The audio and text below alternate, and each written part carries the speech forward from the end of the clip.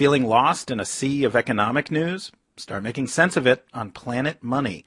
Now blogging, podcasting, and taking your questions at npr.org/money. This may sound a little like one of those infomercials in which people make colossal profits in no time investing in distressed properties, but here goes. At 1:25 p.m. on March 5th, an investor bought 19 condos in a Miami building that was in foreclosure. The investor paid the bank $1,250,000, and 20 minutes later, the buyer sold those condos in bulk to another investor for $1,450,000, $200,000 profit in 20 minutes. Those incredible numbers were dug out of Miami-Dade County records by the splendidly named real estate consultancy Condo Vultures.com. Peter Zalewski runs that outfit and joins us now from Miami. Welcome to the program. Thank you, Robert. How big is this phenomenon of people buying and then reselling condominiums that banks have foreclosed on? It is the thing right now in South Florida. In South Florida, everybody is focused and fixated on trying to get a bank-owned property or a foreclosure. I want you to explain this to me.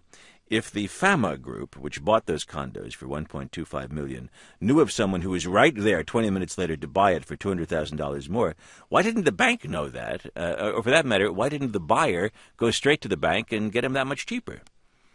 Let me sort of put it in perspective. From a cycle of 2003 to 2010, there were about 35,000 new condominiums constructed in the Miami area. And what's going on now is a lot of speculators went in, just like during the tech bubble. Mm-hmm. They ran up prices on stocks, and lo and behold, when the market started to fall, everybody started to dump. Effectively, what we're seeing now is the same type of phenomenon. You're having opportunities where investors who have inside information and or are well-connected can get their hands on certain product, and if they can line up a buyer, there's fantastic profit to be made. Well, you mentioned one possibility here is inside information. That is, you'd assume that these people know there's a secondary market for these condos as soon as they buy them from the bank. Are they wired? Do they have an inside deal with the bank? What's going on? This is a perfect prime example of a shadow market. Shadow market is something that's available, but you can't get access to.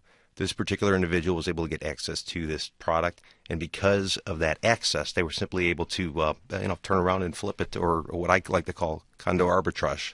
Condo arbitrage. But arbitrage usually means there are a couple of different markets with different values in the different markets, and if you play the difference right, you can make a lot of money. It seems like everybody's getting these condos very cheap. Some people are just willing to pay more for it than the first people who buy them from the bank. Well, effectively, what these bulk buyers are doing is they're walking into this marketplace, which is Miami. They're buying a large block, and then they're busting it up, and they're selling on an individual basis, and they're realizing tremendous profits because most of the investors who want to come in today, they can't get financing, and they have some cash saved, but the cash they have saved will not give them the buying power that the bigger groups have. So it's really a buy on a wholesale, sell on a retail, put a nice little spread on it, and call it a day. And does all this ultimately translate to people being able to buy condos to live in for a lot less money than they would have paid a couple of years ago?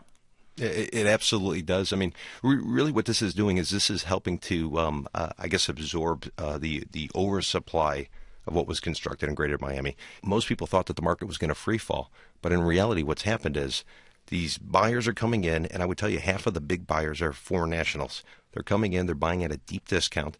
They're then turning around, retrading it to individual buyers, and those individual buyers are now turning around and renting it out. So it's almost like a subsidized rent that somebody can pay to live in a product like a rock star. Well, Peter Zalewski of CondoVultures.com in Miami, thanks so much for talking with us. Thank you, Robert.